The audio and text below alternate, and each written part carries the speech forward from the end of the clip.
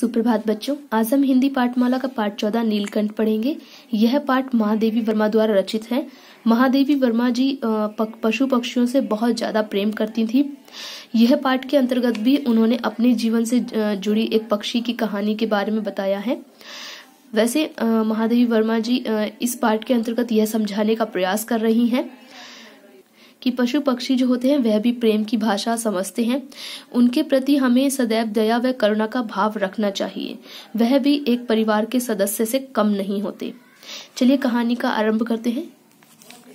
उस दिन एक अतिथि को स्टेशन पहुंचाकर मैं लौट रही थी कि चिड़ियाओं और खरगोशों की दुकान का ध्यान आ गया और मैंने ड्राइवर को उसी ओर चलने का आदेश दिया। बड़े मियाँ चिड़िया वाले की दुकान के निकट पहुंचते ही उन्होंने सड़क पर आकर मेरे ड्राइवर को रुकने का संकेत दिया। मेरे कोई प्रश्न करने से पहले ही उन्होंने कहना आरंभ किया, सलाम गुरुजी। पिछली बार आने पर आपने मोर के बच्चों के लिए पूछा था। शंकरगढ़ से एक चिड़ीमार मोर के 2 बच्चे पकड़कर लाया है। एक मोर है, एक मोरनी। आप पाल लें। मोर के पंजों से दवा बनती है, सो ऐसे ही लोग खरीदने आए थे। आखिर मेरे सीने में भी तो इंसान का दिल है। मारने के लिए ऐसी मासूम चिड़ियों को कैसे दूं? टालने के लिए मैंने कह दिया, गुरुजी ने मंगवाए हैं। वैसे यह कमबख्त रोजगार ही खराब है। बस पकड़ो पकड़ो, मारो मारो।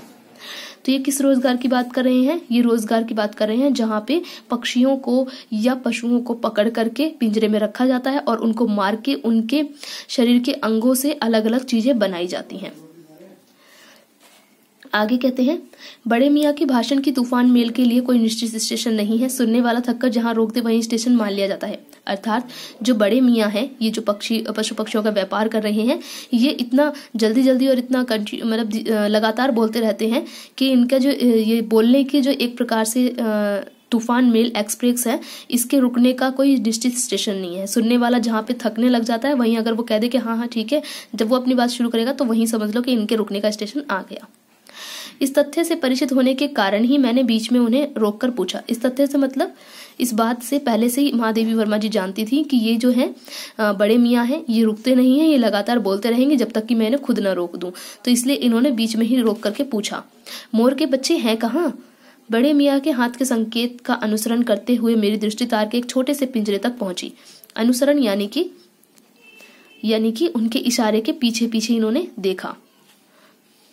तो इन्होंने देखा कि दृष्टि तार के छोटे से पिंजरे पर पहुंची। पिंजरा इतना संकीर्ण था यानी छोटा था कि वे पक्षी शावक यानी चिड़िया का बच्चा जाली के गोल फ्रेम के में किसी जड़े चित्र जैसे लग रहे थे। मतलब वो इतना छोटा था पिंजरा कि वो ठीक से घूम भी नहीं पा रहे थे उसमें। तो वो एक ही जैसी परिस्थिति में बैठे हुए थे। तो ऐसा लग रहा था जैसे कि मानो वो कोई चित्र हो। मैंने दाम चुकता कर उन्हें खरीद लिया। तो महादेवी वर्मा जी ने उन्हें खरीद लिया। घर पहुंचने पर सब कहने लगे, तीतर है, मोर कहकर ठग लिया। जो बच्चे होते हैं मोर के, वो शुरुआत में देखने में तीतर के बच्चे जैसे लगते हैं। ऐसा लगता है जैसे वो तीतर हों। तो इसलिए उनके घर में जो लोग थे वो उन्हें कह रहे थे कि तुम्हें ठग लिया गया है, मोर कह करके तीतर पकड़ा दिया। कदाचित अर्थात प्राय मतलब हमेशा, अक्सर अनेक बार ठगे जाने के कारण ही ठगे जाने की बात मेरे चिढ़ जाने की दुर्बलता बन गई। दुर्बलता यानी कि कमजोरी बन गई। मतलब वो कई बार ऐसे इसी प्रकार ठगी जा चुकी थी। इस कारण जब भी कोई उन्हें कह देता था कि ये तुम्हें तो ठग लिया गया है, तो इस तरह की बात सुनते ही वो चिढ़ जाती थी। ये उनकी एक प्रकार की कमी बन चुकी थी कि वो ठगने की बात से चिढ़ने लगते थे। अब प्रसन्न होकर मैंने कहा, मोर के क्या सुर्खाब पंख पर लगे हैं तो पक्षी ही। तो मतलब इन्होंने गुस्से में आके ये कह दिया, जो मोर है उसमें क्या कोई अच्छे से पंख लगे हैं? कोई बहुत अच्छे पंख लगे हैं? वो भी तो एक तरह का पक्षी है। अगर ये तीतर है तो क्या हुआ? ये भी तो पक्षी है, वो भी पक्षी है, दोनों एक समान है, मैं तो इनको भी पालूंगी। तो इस तरह से उन्होंने गुस्से में कहा। चिढ़ा दिए जाने के कारण ही संभवतः उन दोनों पक्षियों के प्रति मेरे व्यवहार और यत्न में कुछ विशेषता आ गई। मतलब अब इनको लगा कि अच्छा ये तीतर है तो क्या हुआ, मैं इनको मोर से भी बढ़ के प्यार करूंगी। तो इस तरह का मन उनका मन बन गया और उन्होंने उन बच्चों को और भी प्यार से पालना शुरू किया। पहले अपने पढ़ने लिखने के कमरे में उनका पिंजरा रखकर उनका दरवाजा खोला। फिर 2 कटोरों में सत्तू की छोटी छोटी गोलियां और पानी रखा। वे दोनों चूहेदानी जैसे पिंजरे से निकलकर कमरे में मानो खो गए। जो पक्षी थे, इनको सबसे पहले महादेवी वर्मा जी ने अपने पढ़ने लिखने वाले कमरे में, क्योंकि वो एक लेखिका हैं और वो सदैव कुछ न कुछ लिखती रहती हैं, तो उनके पढ़ने लिखने वाले कमरे में उन्होंने वहां पे रखा उनको। और साथ में वहां पे रखा क्या, एक कटोरी रखी छोटी सी जिसमें सत्तू की गोलियां, 2 कटोरी रखी जिसमें सत्तू की छोटी छोटी गोलियां बना के रखी। और पक्षी जो थे वो अपने पिंजरे से बाहर निकल के कमरे के अंदर मानो खो गए, कभी मेज के नीचे घुस जाते, कभी अलमारी के पीछे। अंत में इस लुका छिपी से थककर उन्होंने मेरे रद्दी कागजों की टोकरी को अपने नए बसेरे का गौरव प्रदान किया।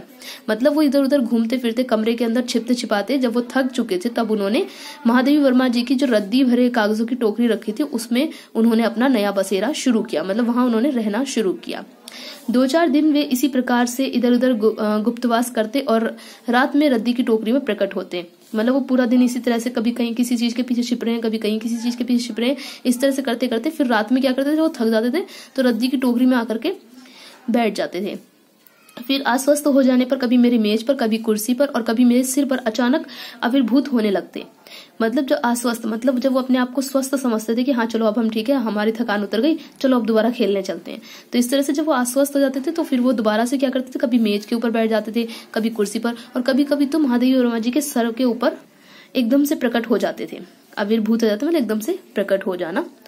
खिड़कियों में तो जाली लगी थी पर दरवाजा मुझे निरंतर बंद रखना पड़ता था। खुले रहने पर मेरी बिल्ली चित्रा इन नवागंतुकों का पता लगा सकती थी और तब उसके शोध का परिणाम क्या होता यह अनुमान करना कठिन है। मतलब जो इनकी जो खिड़की थी घर की, कमरे की, उसमें तो जाली लगी हुई थी पर लेकिन जो दरवाजा था वो इन्हें हमेशा बंद रखना पड़ता था क्योंकि इन्होंने एक बिल्ली भी पाली हुई थी जिसका नाम था चित्रा। वो अगर नवागंत को, यानी कि जो नए अभी मेहमान आए हैं, यानी ये 2 मोर के बच्चे, इनको अगर इनका वो पता लगा सकती थी और अगर वो पता लगा लेती तो वो क्या करती, इनको वो या तो इन्हें खाती या फिर इनके साथ अपना दोस्ती निभाती या कुछ भी था। तो वो क्या कर सकती थी, वो जो शोध करती, मतलब वो इनका पहले निरीक्षण करती, उसका क्या परिणाम निकलता ये कोई बता नहीं सकता। या तो वो इनके साथ दोस्ती करती या इन्हें खा जाती। वैसे वे चूहों पर भी आक्रमण नहीं करती परंतु यहाँ तो 2 सर्वथा अपरिचित पक्षियों की अनाधिकार चेष्टा का प्रश्न था। मतलब यहाँ पे जो था एक तरह तो वैसे तो चूहों से कभी नहीं, चूहों को भी कभी कुछ नहीं कहती थी पर लेकिन यहाँ पे जो वो अनजान लोग थे उसके लिए, बिल्ली के लिए 2 मोर के बच्चे अनजान थे और साथ ही वो क्या थे, अनाधिकार, मतलब उनका अधिकार नहीं है। बिल्ली के अनुसार तो यही है ना कि ये घर मेरा है और यहाँ पे कोई और ना आए, इस पे सिर्फ मेरा अधिकार है। पर लेकिन नहीं, यहाँ पे तो मोर के बच्चे क्या कर रहे थे, पूरे कमरे में बड़े अच्छे से घूम रहे थे और अगर वो बाहर घर में भी घूमते वहां पे भी अपना अधिकार जमाते। तो ऐसे में बिल्ली को वो शायद पसंद ना आता और वो उनसे मारपीट करती। जब मेरे कमरे का कायाकल्प चिड़िया खाने के रूप में होने लगा तब मैंने बड़ी कठिनाई से दोनों चिड़ियों को पकड़कर जाली के बड़े घर में पहुंचाया जो मेरे जीव जंतुओं का सामान्य निवास है। जब इनको लगने लगा कि इन्होंने जो 2 मोर के बच्चे हैं उन्होंने इनके कमरे को चिड़ियाघर के रूप में बदल दिया है तो इन्होंने क्या किया, उन दोनों को पकड़ के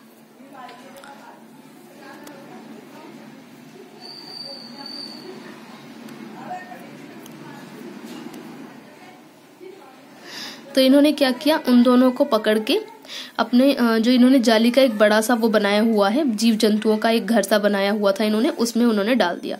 दोनों नवागंतुकों ने पहले से रहने वालों में वैसा ही कौतूहल जगाया जैसे नववधु के आगमन पर परिवार में स्वाभाविक होता है। मतलब जो नवागंतुक यानी कि जो ये थे, इन्होंने 2 मोर के जो बच्चे थे ये नवागंतुक थे, मतलब नए आए हुए मेहमान थे। इन्होंने वहां जो ये जाली का पहला सा घर था इसमें से पहले से रह रहे जो जीव थे, जो जंतु थे, उनके बीच में ऐसा कौतूहल, ऐसा मतलब उमंग जगाई उनके अंदर जैसे कि नववधु, मतलब जैसे कोई जिस घर में नई कोई बहू आती है, यानी कि जो दुल्हन आती है किसी के घर में जब नई तो उस टाइम पे जो परिवार के लोग होते हैं वो कितने वो उमंग में भरे हुए होते हैं कि भाई उनके घर में एक नया सदस्य जुड़ रहा है। इसी प्रकार का कौतूहल वहां जीव जंतुओं में भी था कि उनके परिवार में कोई नया व्यक्ति जुड़ रहा है। लक्का कबूतर नाचना छोड़कर दौड़ पड़े और उनके चारों ओर घूम कर गुटरगू की रागनी अलापने लगे। जो लक्का कबूतर थे वो क्या कर रहे थे, नाचना छोड़ करके वो आकर के इनके आसपास घूमने लगे और क्या करने लगे, गुटरगू की रागनी अलापने लगे। बड़े खरगोश सभ्य सभासदों के समान गंभीर भाव से उनका निरीक्षण करने लगे।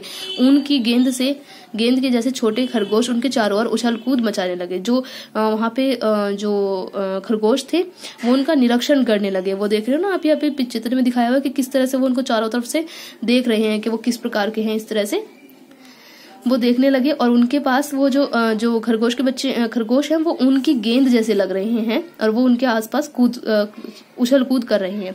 तोते मानो भली भांति देखने के लिए एक आंख बंद करके उनका परीक्षण करने लगे। जो तोते हैं वो क्या कर रहे हैं, वो एक आंख बंद करके, जब हम किसी चीज को पूरे ध्यान से देखते हैं और अच्छे से देखना चाहते हैं तो हम एक आंख बंद कर दें ताकि हमारा निशाना जो होता है या हमारी निगाह है उसका साध हमेशा सीधा रहे। तो वही काम वो तोते भी इसी प्रकार का मानो काम कर रहे हैं, इसलिए वो अपनी एक आंख बंद करके उनका परीक्षण कर रहे हैं। उस दिन मेरे चिड़ियाघर में मानो भूचाल आ गया। उस दिन उनके घर के जो चिड़ियाघर था उसमें ऐसा लग रहा था जैसे कोई भूचाल आ गया, क्योंकि सभी लोग कुछ अलग ही काम करने लगे। धीरे धीरे मोर के दोनों बच्चे बड़े होने लगे। उनका कायाकल्प वैसा ही क्रम से और रंग में था जैसे इल्ली से तितली बनने का। जो दोनों बच्चे थे मोर के वो धीरे धीरे बड़े होने लगे। अब उनका रंग रूप बदल रहा था। जो तितली होती है, जब तितली का बच्चा होता है, अंडा होता है, अंडे में से क्या सबसे पहले इल्ली निकलती है। इल्ली से धीरे धीरे बनती है तितली। जो इल्ली होती है वो जहां तक मुझे ध्यान है शायद वो कुछ भूरे भूरे से रंग की होती है। उस टाइम उसके पंख वगैरह नहीं होते हैं। जब वो धीरे धीरे तितली का रूप लेती है उस समय उसमें पंख आने लग जाते हैं, पंखों में रंग भरने लग जाता है। तो इसी तरह से जो मोर के बच्चे हैं जो कि छोटे थे तब वो देखो सबने बोला था ना कि ये तो नहीं, ये तो तीतर को पकड़ा दिया है, तुम्हें ठग लिया है। तो वो तीतर जैसे लग रहे थे, क्योंकि तीतर जो होता है वो भूरे रंग का होता है और ये मोर के बच्चे भी उस टाइम भूरे रंग के लग रहे थे। अब क्या वो बड़े हो रहे थे तो धीरे धीरे उनमें रंग आने लगा। नीलाभ ग्रीवा के कारण मोर का नाम रखा गया नीलकंठ। नीलाभ यानी नीले रंग की चमक वाला। तो नीले रंग की चमक होने के कारण जो मोर था उसका नाम क्या रखा गया, नीलकंठ। और उसकी छाया के समान रहने के कारण मोरनी का नामकरण हुआ राधा। अब राधा क्या है, हमेशा मोर के साथ ही उसकी छाया की तरह, जैसे परछाई हमारे साथ साथ रहती है ना, देखो मेरे हाथ की परछाई दिख रही होगी आपको, तो ये हमेशा जो परछाई होती है हमेशा साथ साथ रहती है। तो इसी प्रकार जो मोरनी है वो मोर के साथ हमेशा इसी प्रकार लगी रहती, जुड़ी रहती थी। तो इसलिए उसका नाम क्या रख दिया गया, राधा। जैसे कृष्ण के साथ राधा सदैव रहती थी, उसी प्रकार। मुझे स्वयं ज्ञात नहीं कब नीलकंठ ने अपने आप को चिड़ियाघर के निवासी जीव जंतुओं का सेनापति और संरक्षक नियुक्त कर लिया। मतलब इन्हें खुद नहीं पता चला कि मोर था नीलकंठ था, वो अपने आप को कब जो चिड़ियाघर के जो जीव जंतु थे उनको सेनापति, यानी कि उनको जो होता है ना एक मुख्य होता है, कोई एक मुख्य व्यक्ति जिसके अंतर्गत सब लोग उसका आदेश का पालन करते हैं, उसी प्रकार का संरक्षक, यानी कि जो सबकी रक्षा करने वाला हो। तो वो दोनों रूपों में अपने आप को नियुक्त कर लिया था मोर ने खुद से ही। सवेरे ही वह सब खरगोशों, कबूतरों आदि की सेना एकत्र कर उस ओर ले जाता जहां दाना दिया जाता था। वो क्या करता था, मोर सबकी अगुवाई में रहता था। मोर सबसे आगे रहता था, बाकी सब जीव जंतु उसका पालन करते थे पीछे पीछे चल के। तो वो सबको लेकर के कहाँ जा रहा था, जहाँ पे दाना दिया जाता था उस जगह पे घूम घूम कर मानो सबकी रखवाली करता रहता।